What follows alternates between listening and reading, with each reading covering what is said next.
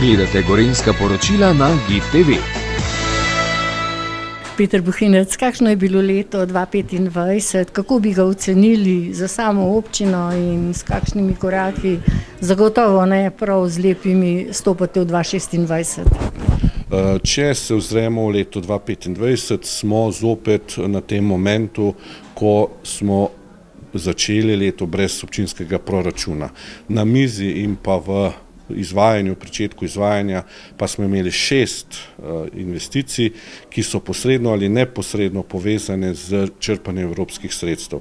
Tukaj govorim za šolo, ki se prenavlja, tukaj govorim za stanovanjsko sosesko in pa železniško postajo, ki je tako ali drugače seveda vpleteno v našo javno infrastrukturo, ko se srečamo s komunalijami, ko se srečamo z meteornimi kanali in pa z vodovodom. Potem zastalo je samo izvajanje gradbenih posegov v tretjo deponijo in pa zastalo oziroma nismo pričeli z izvajanjem del v zdravstvenem domu.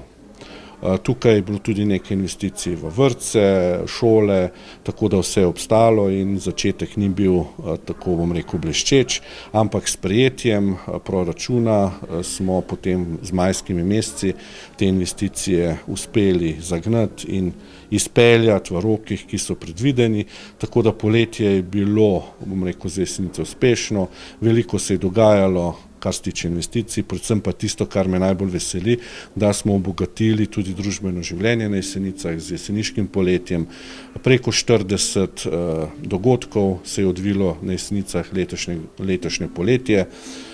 Potem jeseniški bazen je bil odprt, zopet so bila otroci, so bili lahko priča lepim, dobrim zgodbam. Potem jesen in pa priprava zopet proračuna za leto 2026 in seveda nadaljevanje investicij, ki potekajo v skladu s terminskimi načrti, kar me zelo veseli.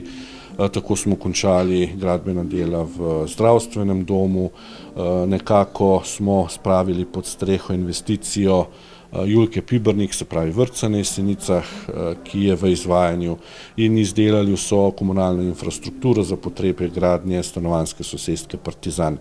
In zopet je bil na mizi proračun, katerega smo usklajevali kar nekaj časa, ta pa žal zopet ni doživel v decembru, tako kot bi moral, sprejetja, tako da je občina trenutno na 12, kar povzroča veliko težav našim javnim zavodom, gasilcem, vrtcu za normalno delovanje, tako da pričakujem, da se konec meseca na občinski seji proračun potrdi in da možnost za izvajanje vseh investicij in pa normalno delovanje javnim zavodom.